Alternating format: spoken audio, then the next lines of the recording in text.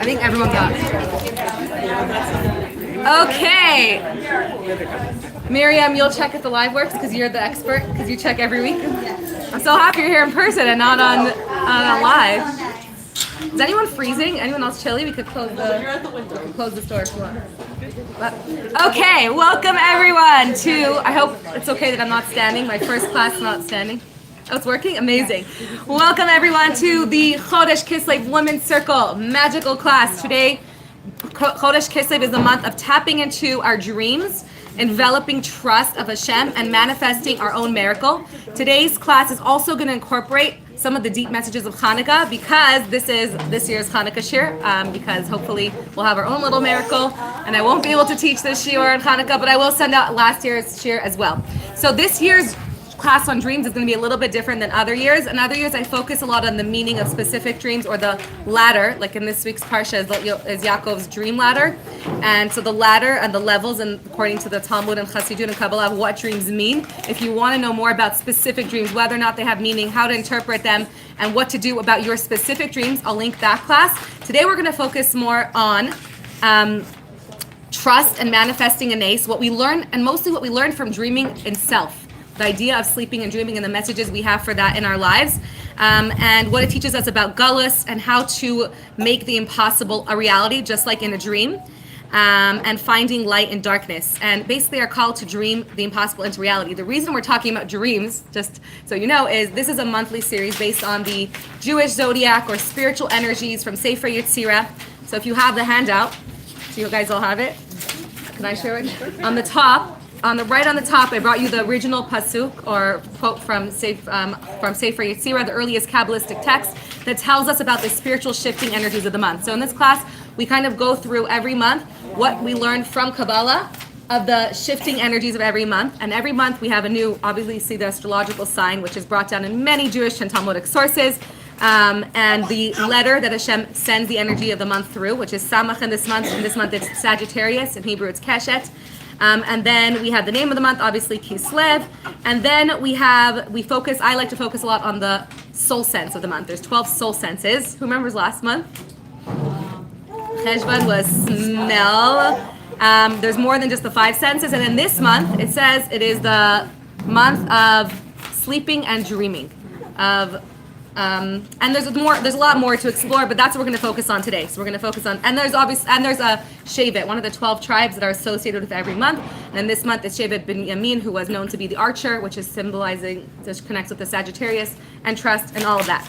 So the main reason we're focusing on sleep and dreams in this month is because Kislev is the month of the holy body, the bodily or soul sense of dreams. There's also a lot of connections between Kislev and dreams. The main obvious one is that Kislev has the longest nights. And not only the longest night, but the longest night of the year happens always in Kislev, called the winter solstice, where the day is the shortest. I heard that in Alaska now, there's like a 60-day period where there's no daytime whatsoever. So because the nights are longer, my friends who are Chabad Shlichim in Alaska, Shabbos is it starts at like the middle of the night, and then it ends at like Sunday morning. Like, it's insane. Yeah, so the nights are very long everywhere. And so because the nights are longer, we can focus more on sleeping and dreaming, and also what Hanukkah is all about, which is bringing light into dark spaces, tapping into this, the ability to sleep is greater in this month. The other big connection between dreaming and Kislev is that, believe it or not, there's only 10 dreams in the entire Torah. There's a lot of visions, a lot of prophecies, and a lot of sleeping, but only 10 times where it uses the word chalom, where Hashem appeared to someone had a dream at night, chalom alayla, and 9 of those 10 are read during the month of Kislev, are read in the Parshios of Vayetze and Miketz. This week's Parshah of Vayetze, we have a few of them. We have Yaakov's 2 dreams. Yaakov's dream about the ladder, one. Then Yaakov has a dream about thank you so much. Then Yaakov has the dream to food cart, former Papa Melech and Mayor and Kevin Conan, and let's get his name right, for hosting the shiur and making the best coffee and donuts. So 9. So we have Yaakov's dream in this week's Parsha. We have the dream that Yaakov has about the sheep, where Hashem tells in a dream he envisions the sheep, like the circles, spotted and speckled sheep, and the sticks and which sticks to put in. And then we have Lavan having a dream in this week's Parshah, where Lavan is chasing after Yaakov, and Hashem comes to him in a dream and says, "Don't harm Yaakov." The only dream that's not in this week's Parshah, that's not read during Kislev, is the dream of Avimelech in Parshas Vayera, where he's told also not to harm Rivka. And then the rest, so that's 3 of the dreams. Yaakov has 2 of them, Lavan has 1, Avimelech has 1, that's 4. The other 6 are all connected to Yosef, which we're going to speak a lot about today. Yosef is called the dreamer by his brothers. He is called Hine Bal HaChalomos Higia. Behold, the master of dreamers became. And there's so much, the Arizal says, there's so much significance to the idea of Yosef and dreaming. All the 6 dreams connected to Yosef are Yosef's 2 dreams about the sun and moon and the wheat, and then the 2 dreams in prison that he interprets for the butler and the baker, and then the 2 dreams of Paro that he interprets after prison, all read in the Parshas Vayeshev and Miketz, all read during the month of Kislev.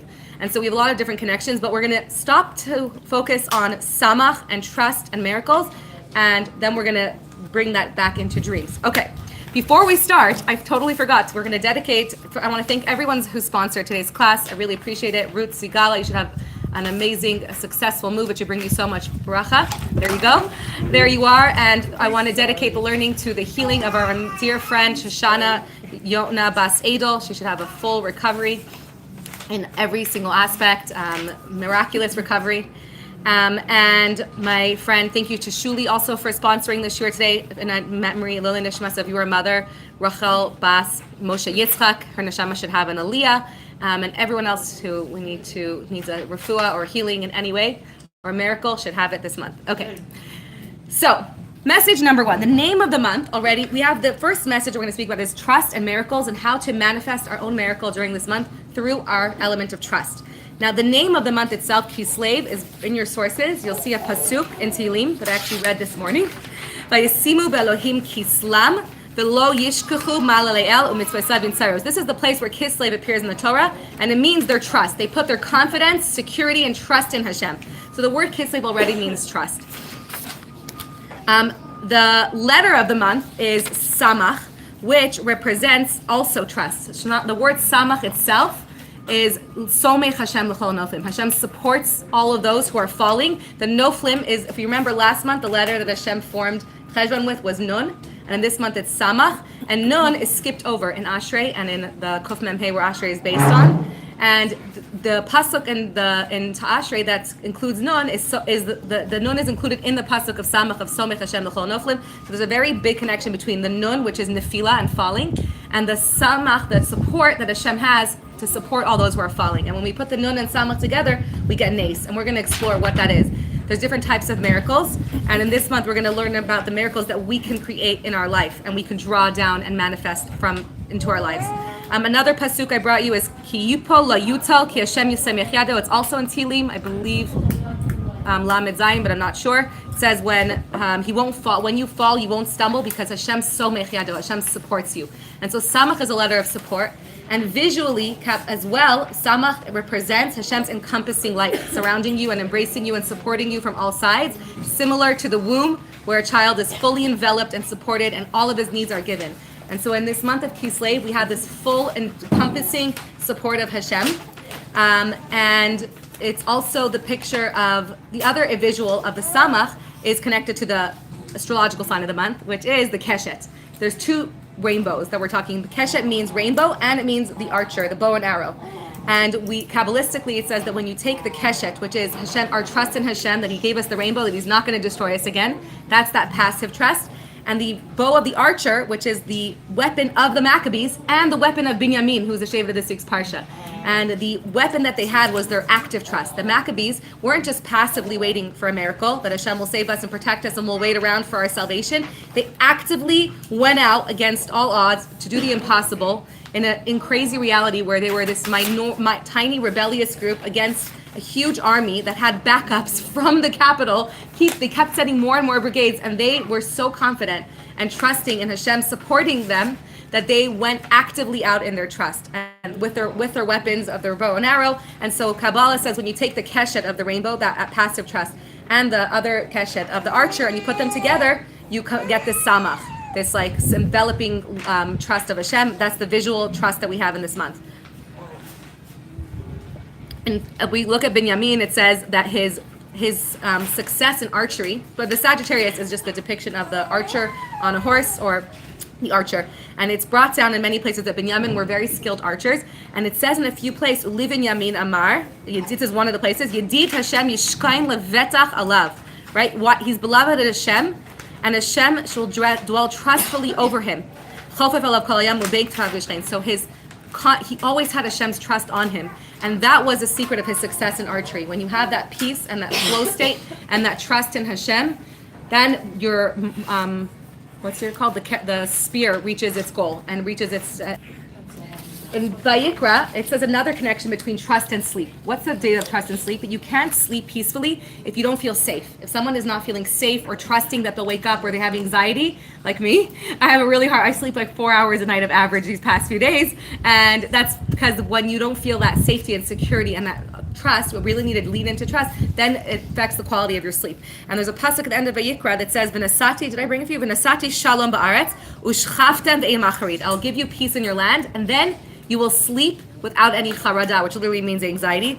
And so our sleep, it says, depends on the feeling of peace and safety that we have. So now we learned that there's two types of trust. We said that there's passive trust, where we kind of just like trust that everything will work out. And then there's active trust, and that's the nasim that we actively create in this month of Kislev. We learned that we have the power in this month to create a miracle through our trust. This is a very fundamental Hasidic concept, especially in Chabad Hasidus, that we call in Chabad Hasidus, in Yiddish, Trachka Fetzainga, or in English, in Hebrew, Chashov Tov Yetov, that our thoughts create our reality, but specifically so in this month of Nes, where our Samach, our Smicha, our trust in Hashem, draws down the miracle and brings the salvation. But we have a personal story that I've shared in the past where I'll give you an example between the passive trust and the active trust. The active trust is not just, okay, I know Hashem will save me, but it's acting on that trust. It's creating that vessel. And Chassidut says that when you have so much trust that you're so certain in that trust that you act on it, like the Maccabees going out to war, Hashem has no choice but to deliver that outcome. Like the example that comes to me is like when my kids are so sure, like they come home, my son is only wants dairy, and he's like, you made mac and cheese for dinner? Even if I didn't, I'm like, yep, I did, right? Or like the story that happened once was my husband came back from a trip and he bought my son comic books. And because my son likes to read, but I'm like, you don't come back from America with a comic book. Like, he's an 8-year-old boy. He wants an electronic. So he was like, what did you get me? Is it electronic? And my husband was like about to say comic book, and I like shook my head. I'm like, he's going to be devastated. Like, he was waiting for you. And he's like, yeah, it's electronic. And he like ran to the store and bought something electronic, literally. And so that is that like trust when your kids are like so certain that like, you're reading me a book now. You came, that's for me. And I'm like, of course it's for you. Like, I came home with like a dessert or like a treat from like a wedding. And they're like, you got that for me? I'm like, yes. Because their trust in me, how could it makes me that even if originally that wasn't the plan, that wasn't the nay, so to speak, their pure confidence and trust that they're 100% certain that I will deliver what they expected from me makes me have no choice. It forces my hand in a way. And so the Rebbe always says, like, who says on what merit that when you trachgut, that when you think so positively, it will be good? On what merit? And he says, on the merit of the trust itself, that you have so much trust that Hashem has no choice but to deliver the outcome and the result that you want. And this is specifically the month of Kislev. The story of my mother-in-law, and now I ruined the cliffhanger, but raise your hand if you're familiar with it, right? The story is that my mother-in-law fell into boiling water when she was 2 months old, and the doctor said she wouldn't survive. It's a very long story. They weren't Chabad at the time, and they had a connection to the Rebbe. Their brother-in-law was the Rebbe's secretary, and the Rebbe gave them a blessing. The doctor said there's no way she's going to ever survive this. Like, her whole body, she was like in scalding water from the stove. They said she's never going to make it, and the Rebbe gave them a bracha, but her father said, like, no, I want more. I want you to tell me to do something, because there was a similar story in Toronto as well, where another family had a near-death experience, and the Rebbe told them to make a preemptive Seudas Hoda'ah, to make a gratitude party, even though their daughter is dying. And so he said, fine. He said, I want to do the same thing. He said, okay, so do that. And that Shabbos, my mother-in-law's father was like a Rav in the community in Toronto, made a big Kiddush. Their daughter is dying in the hospital, and they're dancing and singing, thanking Hashem for this miracle that's going to happen.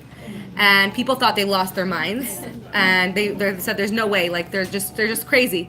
And miraculously, she, Baruch Hashem, she survived. Not only she survived, but she then had a very close relationship with the Rebbe, and the Rebbe gave her a special bracha for children because they said that she's going to have internal organ damage. There's no way she'll have children. And the Rebbe gave her a bracha for children, and she had 16 healthy children. And my husband is number 13. And that story is like so powerful because that like active trust. We're not just going to wait for the miracle. We're going to go out and thank Hashem already and celebrate the miracle that hasn't happened, and Hashem has no choice but to create that miracle. And so that is an example of the trust that we are supposed to have manifesting. I actually just saw on a group, one of the groups I'm on, of like other shulchais who struggle with mental health, that someone shared that also like the power of how the power of manifesting something and visualizing it and creating that and drawing that into reality is so powerful, and has like how our therapist keeps saying to like manifest and create a vision board, and she's been resisting, but lately there was like an outcome she really needs, and she keeps talking about the outcome. It's going to be this way and describing how it's going to be, and I've been trying to implement that as well. Like when I'm really overwhelmed or stressed about something, I try to visualize. I should do it for coming on time for this year, like visualizing and saying I'm going to prepare early, I'm going to be done by the night, I'm going to wake up, it's going to be so calm, I'm going to put music on and let Hashem's light flow through me and ask Hashem, to send me wisdom. And when the more you could visualize, or if I'm freaking out about like Shabbat last minute, I can visualize and say and articulate like how peaceful and calm it's going to be, and I'm going to let go of all the differences. I'm not going to scream at my children. I'm going to let go of the details of the things that don't matter. I'm going to put on music, and it's going to be such a positive experience. And the more we can manifest that and say it, the more we draw down that reality. And that's another power of manifesting and speaking and creating the vessel for the mace. So that's another big part of Kislev.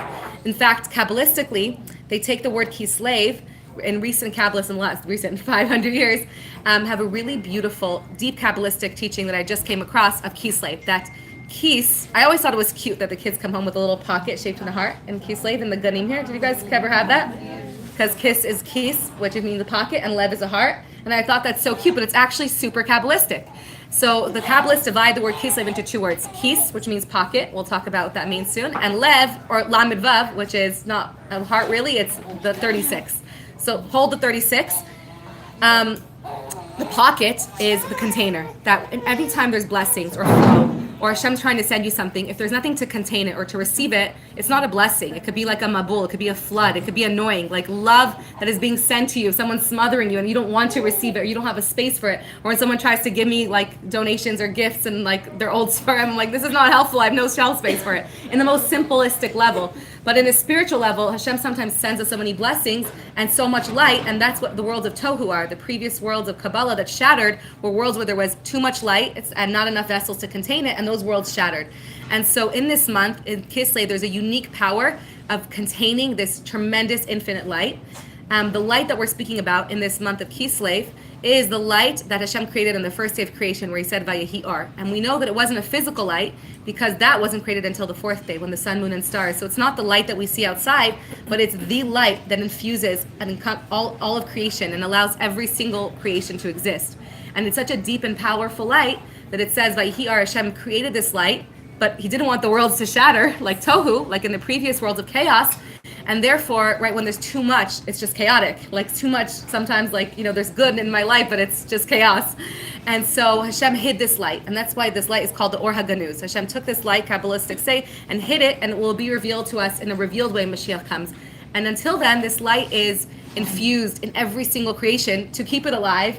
And our job is to reveal and redeem and find the sparks that are hidden inside every single physical and creation in the world. Every thought, every word, every encounter, every tree, every blade of grass.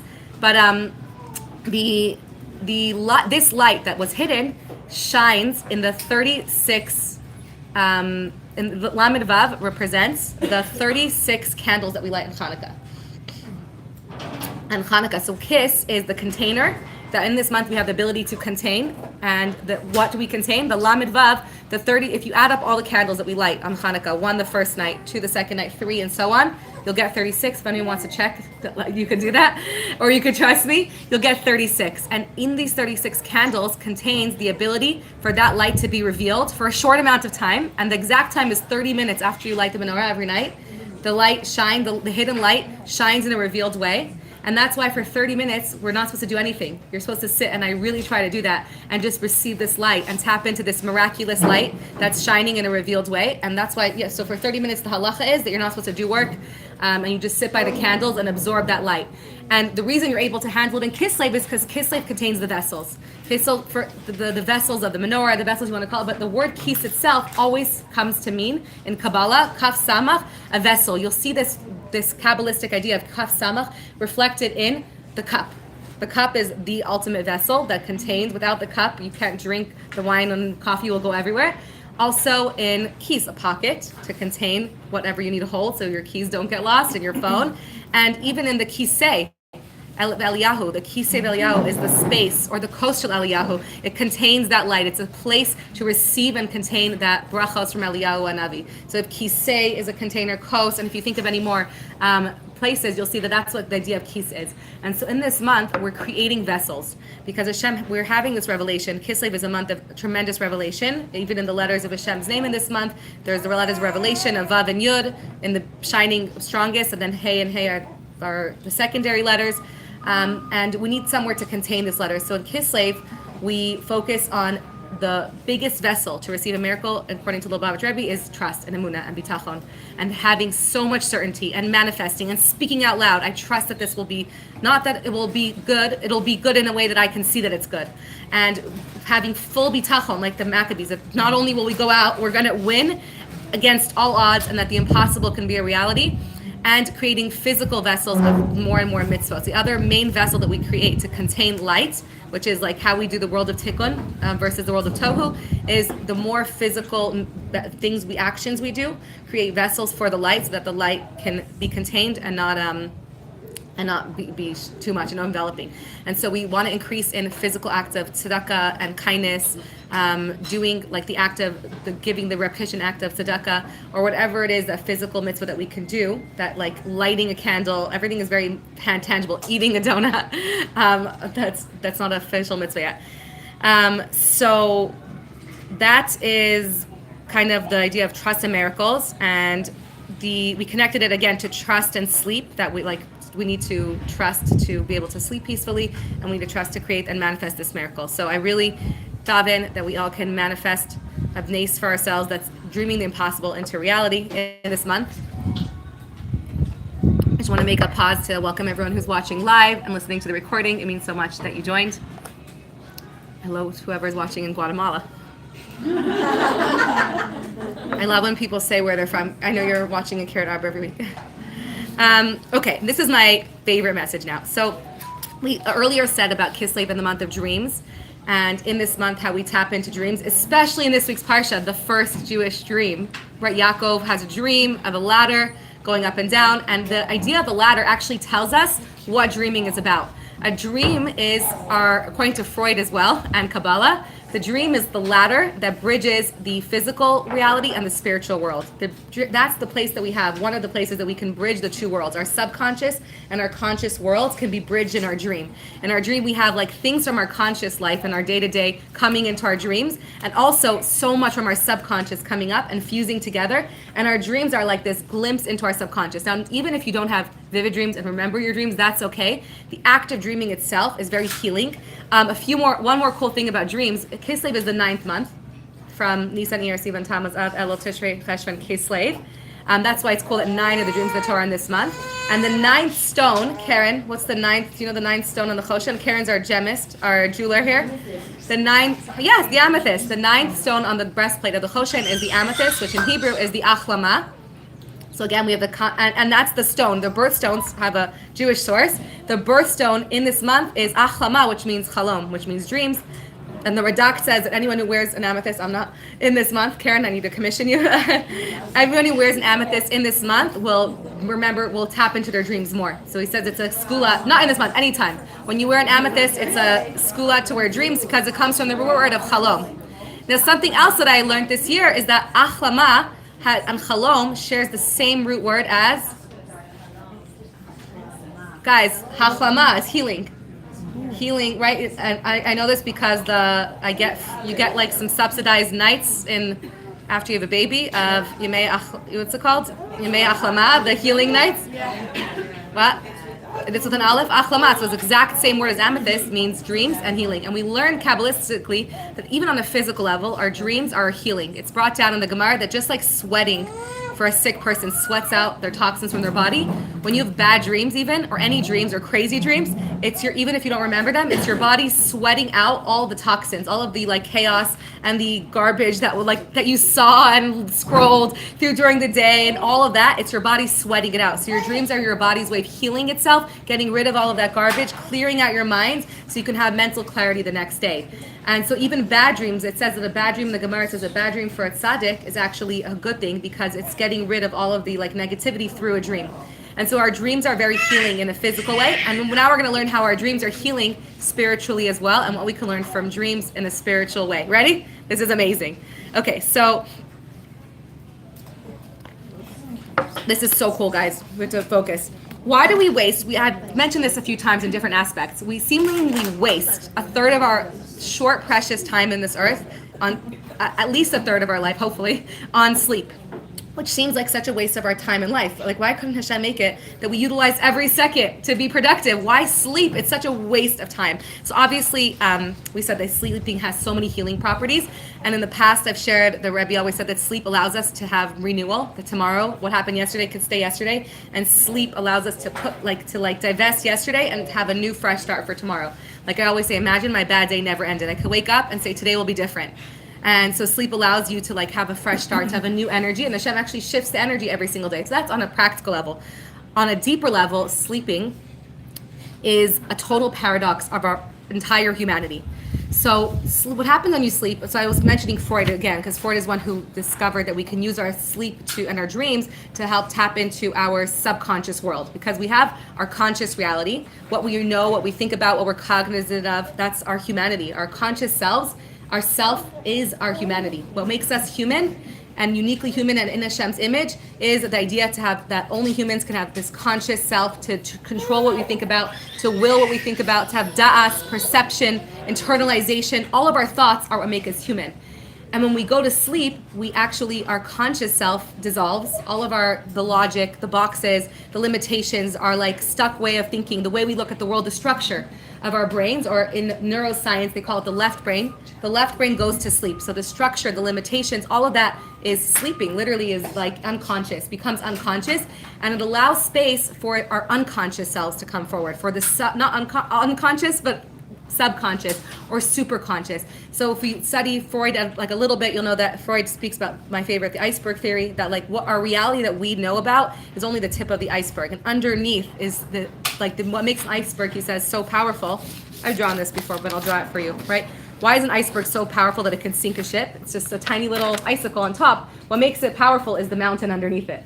Is the tremendous, there's a whole mountain underneath the ocean, and that gives the power. And that's why sometimes things in our conscious reality are so impactful. Like someone says something and it triggers this like crazy explosion of emotion inside of us, and we're like, they just said a word. Why did that trigger so much? Like they just looked at me, or I saw something, or they said this thing to me. And that's because of the entire mountain underneath, my history, my baggage, my trauma, all of the things that have happened to me in this life, in my past, my parents' life, in the epigenetics that were passed on from previous generations. There's so much weight to it that can trigger such a mountain of a response.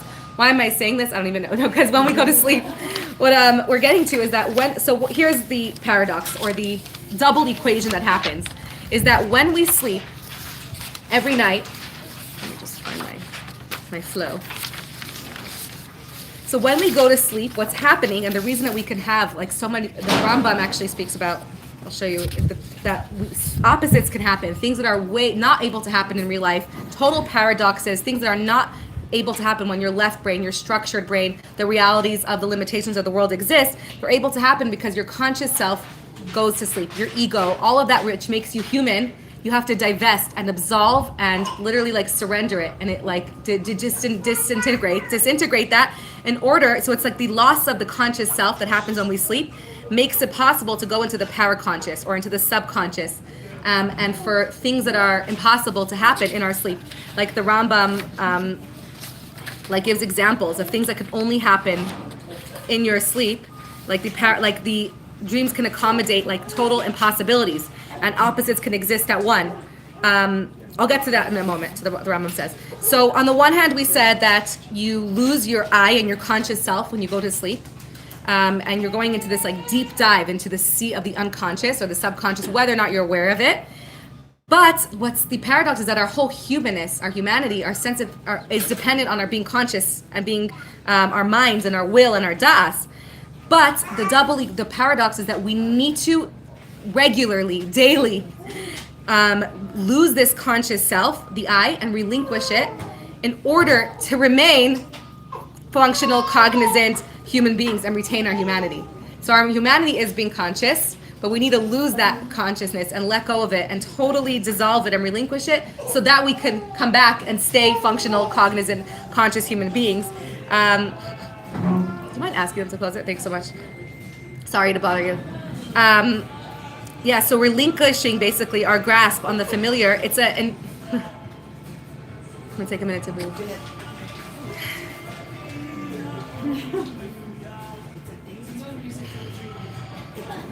It's a flow.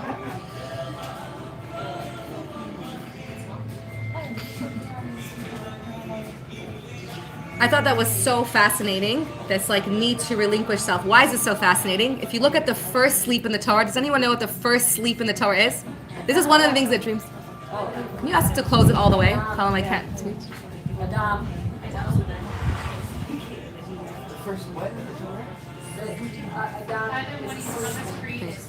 Yes. So in order for Chava to become created, in this first meeting of a human with an other, what's necessary for this to happen? It's brought down in the Pasuk that Hashem put Avraham. Adam. I know, I said this yesterday. Hashem put Adam to sleep. It says, Tardema nafla alav. Hashem put Adam to sleep in order for Chava to be created from him. And this teaches us something so powerful, that in order for us to meet any other, right, outside of ourselves,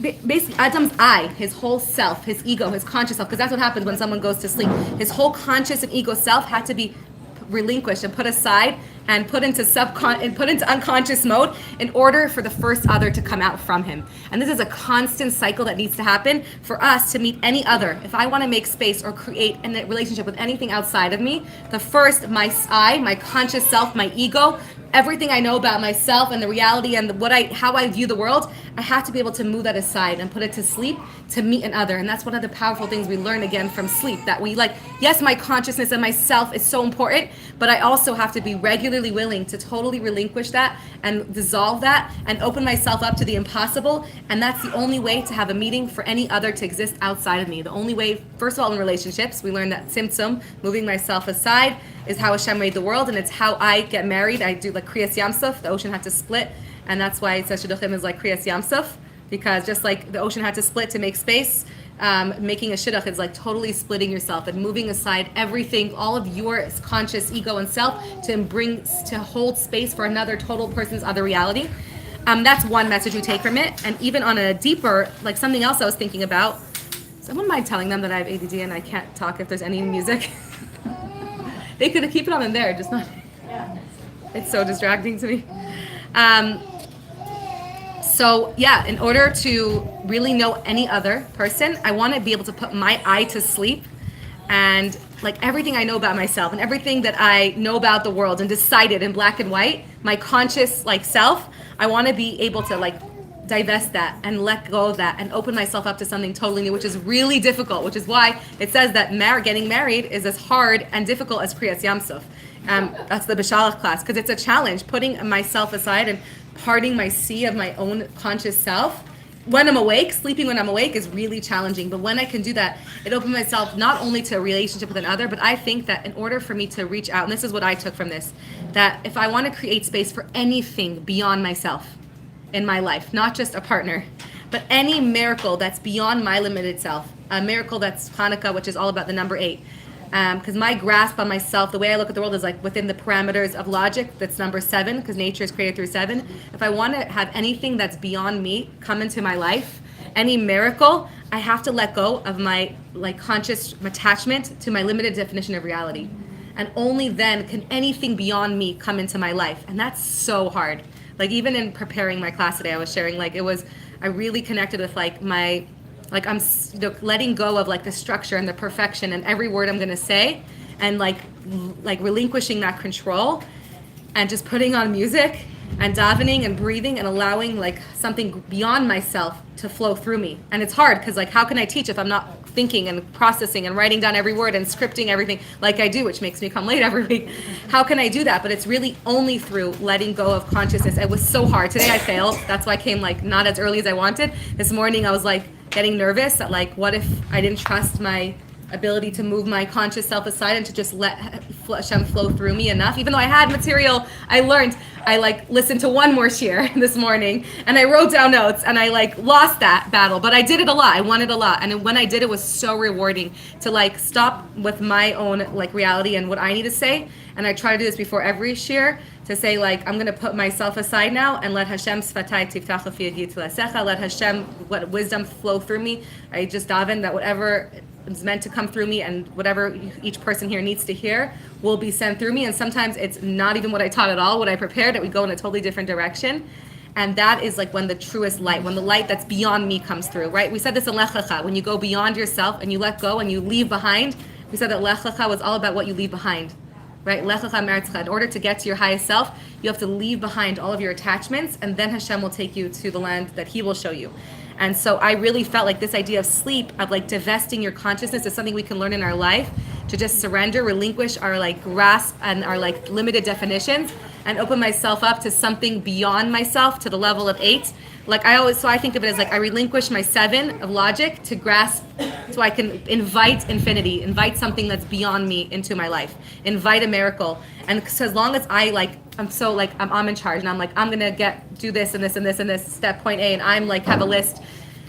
We should have lists and everything, but as long as I'm so focused on channeling whatever I need in exactly the way that I do, and I don't relinquish that bitachon and trust, then I'm limiting myself to like my level of light that I can bring in. But when I can relinquish that and surrender at some point, do what I can and do my minimum. Like my husband told me, he's like, you're putting on a timer. How long do you need to like listen to shirim and listen to Pastor memory notes? And that's it. And like there's a goal, there's like an end to that, and then you're done. And then you just like let it flow through you, and you just like let it come and mold itself together. And so there's a point where we like stop and we say, let me kind of put my conscious self that like controlling to sleep, and allow Hashem to flow through me. This is actually, I wasn't going to share this, but this is a crazy connection this week's Parshah, where one of the teachings I love to share every year on Parshas Vayetze is the teaching of when Yaakov married the wrong sister, so to speak. And the question asked is, why do we continuously why don't we learn from Yaakov's mistake and not cover our bride, so we don't marry the wrong person? We should be like, wait, Yaakov got messed over, let's not do this anymore, make sure we're marrying the right person, which is actually the reason that in many communities the chassan does the bitachon and he covers, is to make sure he's marrying the right person. But why not just like not stop covering? The idea of covering the Rachel in order to marry the Leah is one of the most profound messages to me in my life. That's Kabbalistically, we learn that Rachel comes from the conscious external self reality. Rachel is perfection, the tzaddik, which comes from, in Kabbalistic terms, the world of tikkun and the world of Olma Disgalia, the world of revelation. So it's our conscious revealed thoughts. And that's why Yaakov fell in love with her, because you fall in love with like that which you understand, you get, which externally is beautiful. And Leah comes from Tohu, which is way beyond the superconscious. It's not understood. It's chaotic. It's my subconscious self. She comes from Alma Diskasia, the hidden worlds in Kabbalah, and she's a level of a Balas Tshuva, of dealing not just light and revealed revelation, but the hiddenness, the darkness. And Leah is all about the Baal Tshuva who deals and confronts and turns darkness into light. And the message of covering our brides and covering all our spouses is this deep, timeless message to everyone that you can't get to Rachel unless you go through Leah first.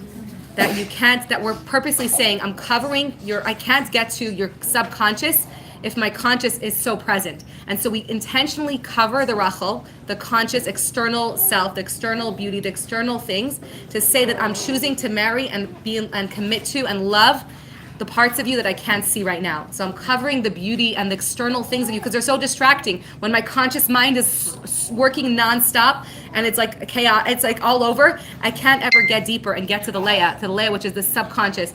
And so really the Leahs are the parts of yourselves that you don't get, that are frustrating. Like, and it says really the pasuk, this is a whole shiur, but it says everyone thinks they're marrying Rachel and wakes up, and just like in the pasuk it says, "Vahi baboker v'hinei Leah." They're like, "I married Rachel, this like perfect person." Like, and I'm like, wait, but like on our dates, you were like being perfect all the time. I'm like, why can't you like run and get me everything I need all day when we're married? He's like, well, it's not sustainable, right? So there's like the you that you show the world, your external self, the like portrayal, the image, and everyone wakes up and they're like, wait, I married Leah. Now I see all of your baggage and your subconscious and your struggles and your anxieties and the trauma and your quirks and your annoying things.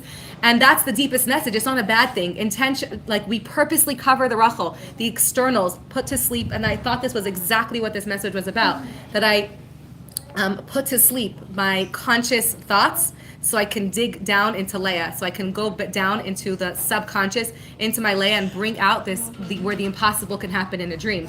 And in life as well, we're saying, I don't need to commit to marrying Rachel. Rachel's perfect. What I'm committing to is getting to know and love and accept and learn and explore all of the Leah parts of you, the parts of you that are going to challenge me, that are going to make me crazy, but ultimately are going to bring me to my highest self. And the truth is that you can't get to Rachel before marrying Leah first. And that's the timeless message, that you can only get to the revelation and the beauty. Rachel, it says, is Ru'uya shetachal aleha shchina, tachal or the Rachel is the vessel for light. But we don't really become a vessel for light unless we first cover the external and go to the deeper subconscious part. We can't really get to love somebody's external great qualities if we don't know what's underneath, if we don't get to know them in the deepest, most intimate way. And that's by covering the external, which is why, one of the reasons spiritually why we have intimacy at night, because there's so many distractions, and I want intimacy is like intimacy. I want to get to know your deepest self. So I cover and I make it dark so I'm not distracted by all the externals in the room or even your body, because it's like I want to get to know you on the deepest level. Even nida in a way is like letting go of the external, like letting the external Rachel relationship go, so I can get to the internal, to the deeper relationship of what's under. That's the ideal nida. It doesn't always work out that way, but in an ideal world, it's like let's let go of the external distractions, because our external relationship can take over, and get to know each other on a much more, on the deeper level, get to know what's going on underneath and talk and explore. And in the perfect world, that's how it would be every time, but it's not always. But that's the deep Kabbalistic intention as well. So yeah, basically we need to, in order to unconditionally accept our subconscious layas in ourselves. I always say this is not just a marriage concept, that in order to love someone else, it's for yourself as well. I can't get to know I can't appreciate my Rachel until I can let go of that and allow myself to accept and love. And like Yaakov, it says, loved Leah, not as much as Rachel, but he learned to love her. So we can learn to love and accept the Leahs in ourselves, our subconscious self, our baggage, our challenges, our darker places, and not ignore her, because the more we push her off, we're never going to get to Rachel, right? We want to get to the perfection, but that's not going to happen if we can't go towards the subconscious, the darker, the challenging parts of ourselves, and meet it. And we put aside the Rachel, we allow ourselves to go deeper. It's really scary. It could be painful. It could be frightening. And that's literally what the month of Kislev is all about, of Hanukkah especially. Hanukkah is, we'll get to this in one moment. Okay, so last part of dreams.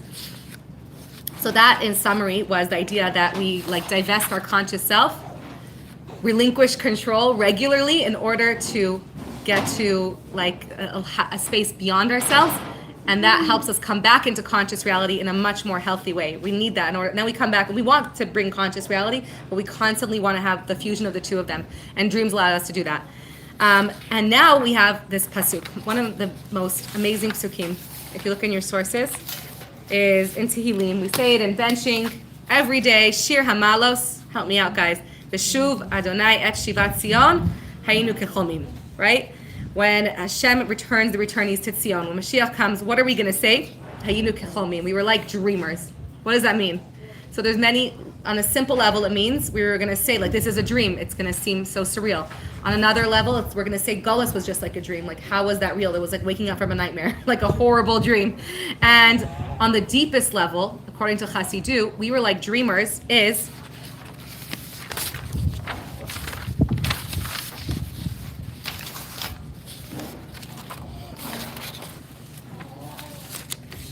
that Galus is a dream. Galus is the ultimate dream.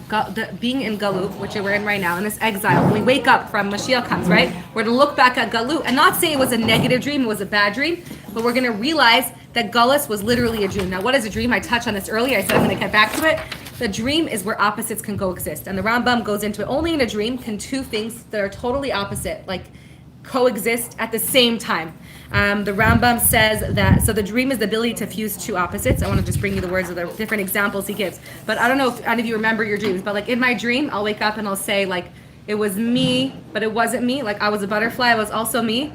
And I was in our house, but I was in Toronto, and it was a boat, and it all works together, and like and all these like, and I can't even put it into words because it's total opposites that can coexist. The Rambam's it's like the total paradox of dreams. The Rambam says that only in the dream allows for imagery like a boat flying through the air. The Rambam in Shmona Prakim says this, or an elephant going through the eye of a needle in Gemara Brachos. That's the classic example. It also goes on and says that a person could imagine themselves killed, but they're alive at the same time, that they're not alive, but they are, and being in two places at once.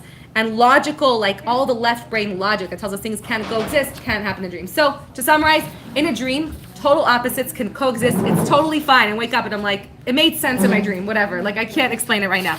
Why is this significant? Because that's the dream of Galus. The whole mission of Galus can only happen in this reality of exile, in this reality of darkness, where it's so dark and our conscious self and the revelation of God is sleeping so much that we have this ability to fuse two opposites. And Hashem had this dream for Galus, that the purpose of Galus was to make the impossible a reality. That just like in a dream, impossibles come a reality, Hashem had this dream that finite human beings will come into a physical body, in a physical world with animalistic tendencies like the Esav, and somehow they'll be able to, at the same time as being in this complete dark world that's devoid of godliness, in this physical body, be a spiritual person at the same time, be a holy person.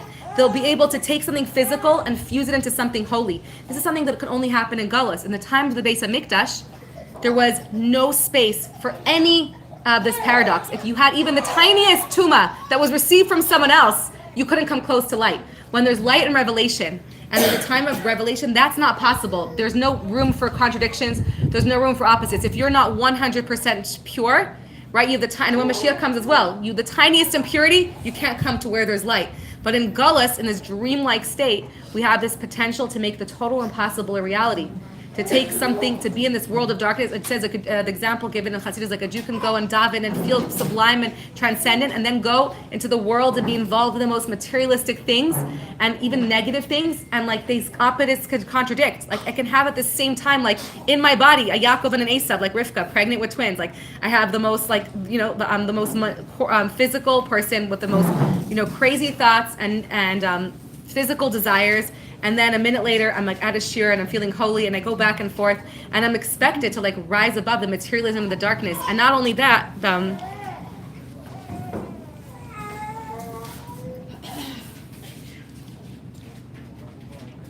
so not just to fuse the impossible, which is on one level, it's to be able to fuse materialism and spirituality, which is what we're here in this world for, to reveal godliness in the most materialistic places. But it's also specifically finding light in the darkest places. And that's contrary to like all of reality. In the natural world, in the darkest places, you can't bring light. But here in this world of Galus, we can have total darkness.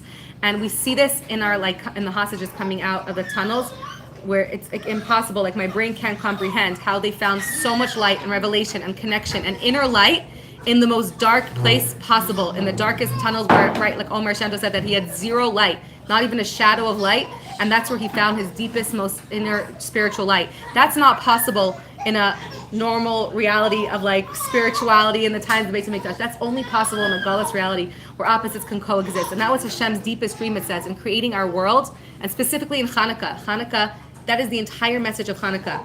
The whole deep Hasidic idea Kabbalistic idea of Hanukkah is that Hanukkah is specifically about bringing light into the dark. In the Beit HaMikdash, one of the questions asked, the menorah was lit in the daytime. And it had to be lit in the daytime. But we light our menorah specifically at night, because we're not just lighting our menorah has 8 branches, not 7, and there's so many differences. And one of the reasons is because the whole point of the menorah is to celebrate the power of not just light triumphing over dark, but light that specifically comes through darkness. That the greatest light, and that's the pasuk I brought you, that Shlomo Melech says in Koheles, Sheyesh Yisron Ha'or. Did I bring it for you? Min HaChoshech. Let me. The second, Ve'reisi ani, and I saw, Shlomo Melech says, Sheyesh Yisron L'chachma Min HaSichbos, Ki Yisron Ha'or Min HaChoshech. And Chassidut says, Min Dafka, that the light that comes from darkness is a much more powerful and potent light than light that just comes without darkness.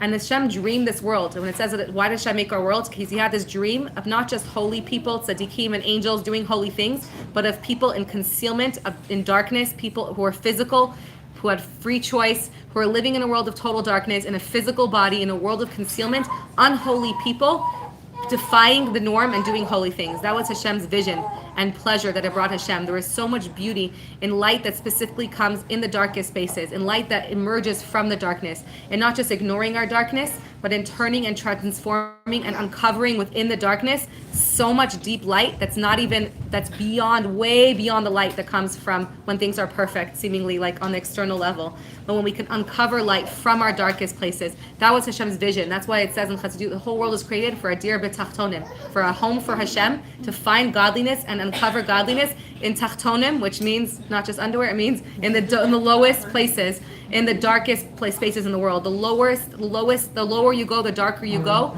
the more great the light that we can uncover in those places. And it's like beyond, I remember like when the hostages were coming out saying their stories, I'm like, my brain couldn't comprehend that. Like there's no natural, logical way, only in a dream-like place can that even exist. And it's not comprehensible in a logical way, only because Galus is the ultimate dream. And that's what it means, Shir Hamalos B'Shuv Hashem, Eshivat Zion Inil Kochamim. We're going to wake up, and only in Galus we're going to be able to be like, wow, like how did we do that? Like that was a dream. Like you wake up, you're like, I don't know how it made sense, but somehow physical human beings living in darkness were able to find and bring godliness and Shekhinah into their darkest places of their life. Even the previous generation that said, look at our generation and didn't understand, the ones living in light, how our generation were living in the darkest, because Galus gets darker and darker. We're like in Kislev, the nights are getting darker. And somehow we were able to connect to Hashem and bring Hashem now more than ever and come to a Torah class. After experiencing October 7th, the fact that Jews continue to come and become more and more and more Jewish, like I have relatives that because of what happened, they suddenly took on more mitzvot. That's like a total mind bend that like no one could even fathom in the times of light, because like we wake up, you're like, that was like a weird dream. Like, and so when Mashiach comes, we're going to have the perfect reality where everything will make sense. We won't have this twisted nightmare reality where evil can exist the way it does. But while we're in this, we can take advantage and make the impossible, the total impossible, a reality in our life, and somehow realize that our darkness is not there to hurt us, but it's actually a place where we can uncover the greatest light.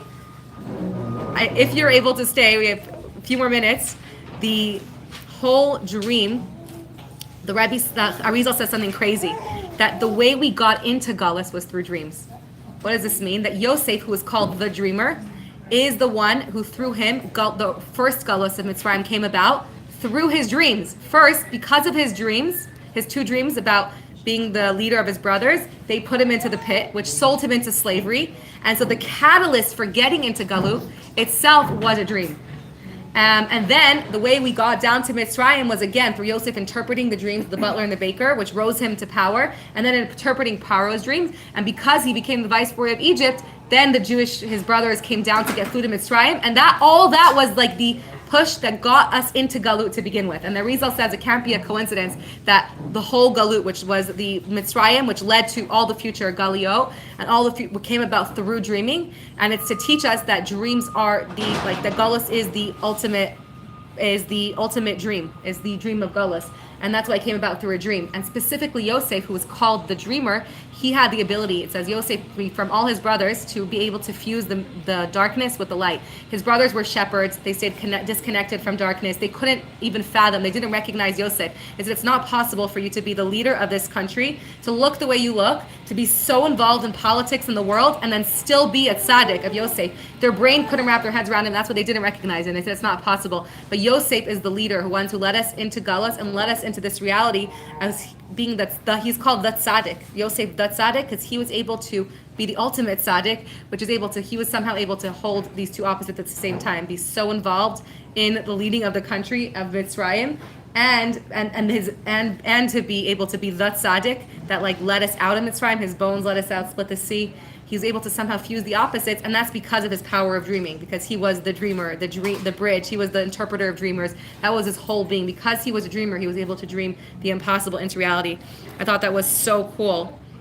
And so, yeah, that's really what Hanukkah is all about. The triumph of light that comes from darkness, and the whole idea of the message of Hanukkah, which is symbolizing the victory of light over dark. That's the really like the Hasidic number one point, like the victory of 8, which is infinity, over 7, which is the darkness, limitations of this world.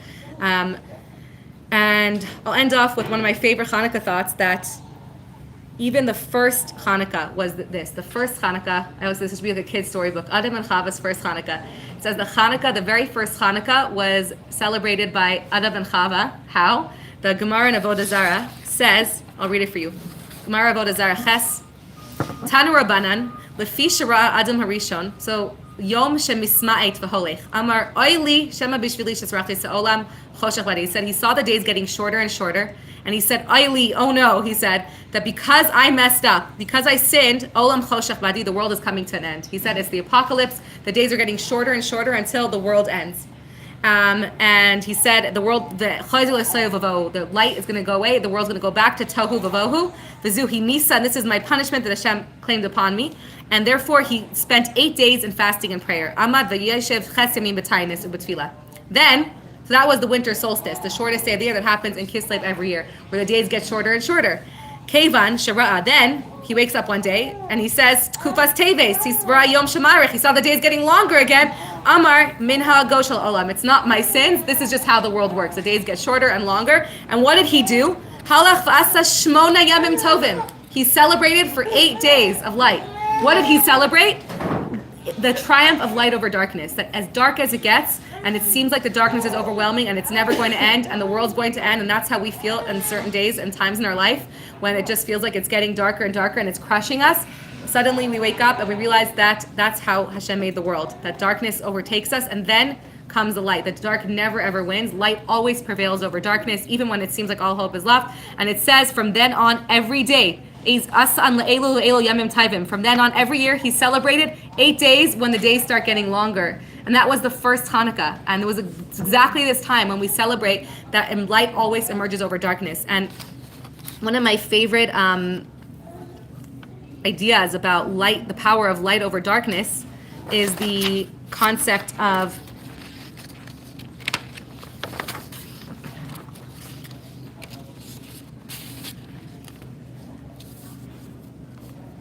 So I'll end up with this, basically, that the actual purpose of our entire existence in this world is to make the impossible reality, just like in a dream. And this can only happen in this dark space of Galus, when the revelation is concealed.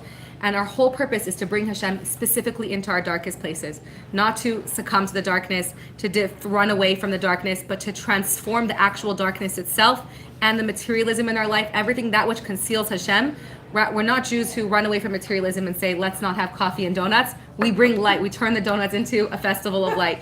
We're not like the other religions who are like, don't get married, don't engage with the material world. We're like, no, the more physical it is, the more we're going to use it to be a vessel for light. That's literally our whole purpose. Tikkun in this world is to use the most dark things to be vessels for light, and in our darkness as well. We're not supposed to run from it or hide the layas or cover them up and run away from it. We're supposed to search in that, search and search and search for that one jug of oil, for the tiniest bit of light we can find. When it seems like they're so dark, we do what the Maccabees did, what the Jews did then. They kept searching until they find that jug of oil. There's inside every one of us, we learn that the jug of oil represents our godly essence. There's a light that will never ever go out. It's not possible, no matter how many Greeks they sent to defile the oil, it was not possible. The message is that there's always one tiny bit of oil left. You might have full darkness, but somewhere inside of you is this powerful light that is Ein Sof. And if you just find that jug of oil, what will happen if you find that tiny light and just focus on that light? You think, like, how can I combat so much darkness in my light in the world with one tiny jug of oil? It's pointless. Who's going to even light it? What's the point? I have this tiny bit of light left in me. I have my godly soul, my infinite self. But that oil is not just a tiny jug of oil. It's infinite. And that's what the message of the whole miracle of the Hanukkah story is that jug of oil poured and poured and poured and didn't end. And you think that little oil you have in you is useless. Like, what's one candle in the face of so much darkness? And that's one of the deepest messages of light. that there's an advantage to light over darkness. Yisran ha'or min ha'choshech. That it's not an even war. Darkness, although it's everywhere and it's huge and this world is so dark and there's so much Galus, all it takes to banish a room full of darkness and to transform an entire dark room into a light room is one tiny candle. It's not, that's the advantage of light over darkness. It's not an even playing field. And that's why the Maccabees were able to win. And so don't despair, the Rebbe says, that you have like one tiny bit of oil. What's the point? What do you mean? That's infinite. That oil is it's from the level 8. It's an infinite wellspring. And all you need to do, Hillel says, like Shammai says, you need to light the whole menorah the first day. And Hillel says, no, who has the strength for that? We only have one bit of oil. We don't have 8 candles of oil. Sometimes it's so dark that you only have the tiniest, you can only push yourself to do the tiniest little step. Depression could be so dark. Life could be so dark that all I could do is push myself to get out of bed and put on clothing, and that's okay. All I can get myself to do is make one call to someone to tell them how hard it is, or do one tiny thing after the October 7th to just bring a little bit more light in the world. That's all you need, he says, just a tiny jug of oil, and from there you add a little bit more candle, and you'll see that the oil exponentially grows and it never ends until you have a blazing menorah, and that little one candle illuminates an entire room of darkness. And it transforms all of that darkness into light. And so I bless all of us to find our source of light, that it should spill over, that tiny bit of light that we have should spill over to us, our entire lives, everyone around us, illuminate and transform all the darkness, that we can find light in every dark situation within ourselves, within the world, and end the stream of Galus. Thank you so much for joining. Happy Kislev, happy Hanukkah. Thank you. Oh, wait, plug. If anybody would like to sponsor a shiur in the future, please do. Also, next week on Tuesday, on Giving Tuesday, we're having our crucial Chabad's fundraising campaign. We need to raise $100,000 to cover half of Chabad's budget, so that Chabad continue to be a source of light for so many neshamais, and to help everyone find their own inner light and uncover it.